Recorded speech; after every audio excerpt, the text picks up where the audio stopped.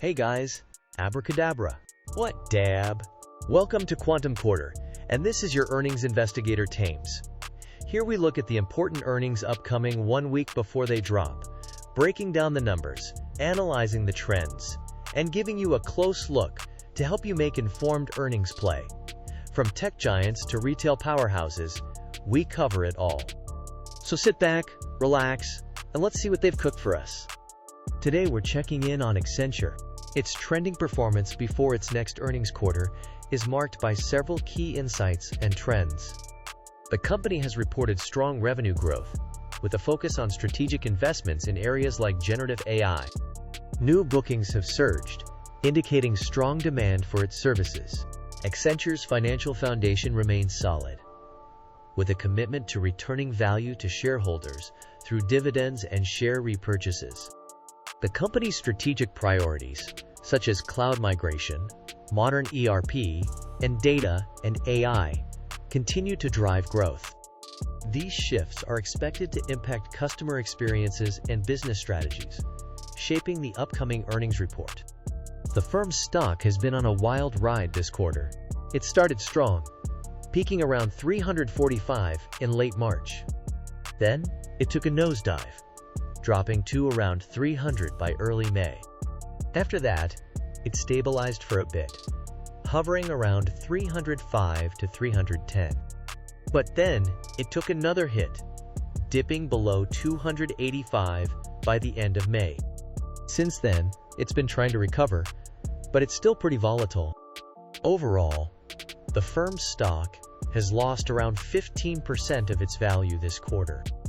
Let's dive into the firm's financials and information from the last quarter. First, the earnings growth is a modest 0.10%, which indicates a relatively stable performance.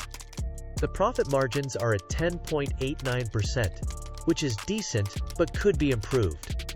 The quick ratio stands at 1.13, suggesting the firm has sufficient liquidity to cover its short-term liabilities. Now, let's look at the valuation metrics. The trailing PE is 25.92, while the forward PE is 21.90. This implies that the market expects the firm's earnings to grow in the future, making it a relatively attractive investment opportunity. The current price is $282.32, which is close to the 52-week low of $278.69. This could be a buying opportunity, especially considering the 52-week high was $387.51. The 10-day trading volume is 3 million shares, which is a decent level of market activity. The float shares are 628 million, and the short percent of float is a low 0.01%, indicating minimal short selling pressure. Finally, the top 10 holders hold 33.37% of the shares, and insiders sold at $316.65, which could be a sign of confidence in the firm's future performance. Overall, the firm's financials suggest a stable performance with room for growth, and the valuation metrics indicate it might be a good time to invest. Here's the review of the firm's earnings surprise. So, let's take a look at how the firm's earnings surprises have impacted its stock price relative to the market. On March 21, 2024, the firm reported an earnings beat of 4.14%. But surprisingly, its stock price dropped 2.90% relative to the whole market.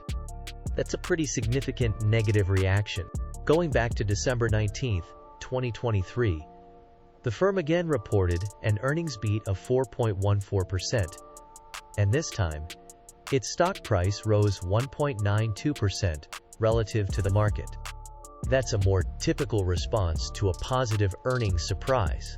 On September 28, 2023, the firm reported a smaller earnings beat of 1.88%, and its stock price fell 1.04% relative to the market. That's another negative reaction. Finally, on June 22, 2023, the firm reported a significant earnings beat of 4.93%, but its stock price only dropped 0.37% relative to the market. That's a relatively muted response. Overall, it seems like the market is reacting pretty inconsistently to the firm's earnings surprises. Sometimes the stock price goes up and sometimes it goes down, even when the earnings beat is significant. This could be due to various factors, such as the overall market sentiment, industry trends, or even how the firm's earnings compare to its peers. Here's a review of the firm-related news titles since the last quarter earnings conference call. Accenture has been quite active in the past quarter. They've partnered with Virgin Media O2 to target the 5G private mobile network market, which could bring in new revenue streams. They've also acquired Udacity, investing $1 billion in their learning platform, LearnVantage, to enhance reskilling and upskilling capabilities. This move could improve their competitiveness in the market. Additionally, Accenture has teamed up with Adobe and NVIDIA to leverage generative AI for brand content, which could boost their marketing services. They've also secured $1.1 billion in Gen AI projects, indicating strong demand for their AI solutions. On the acquisition front, Accenture Federal Services is set to acquire Cognosante, expanding their presence in the federal services sector. They've also launched a global creative campaign highlighting stories of reinvention, which could improve their brand image. In terms of investments, Fidelity D&D Bancorp Inc. and Danuzzo Private Wealth Inc. have invested in Accenture, indicating confidence in the company's growth prospects. S&P Global Ratings has also given Accenture Global Capital DAC's new commercial paper program an A1+ rating, reflecting the company's strong financial position. Overall, these developments suggest Accenture is aggressively expanding its capabilities, investing in emerging technologies, and strengthening its market presence. This could positively impact their stock price, as investors see the company as a leader in the digital transformation space. So that's it for today's earnings preview. What do you think about the company's performance? Share your thoughts in the comments below.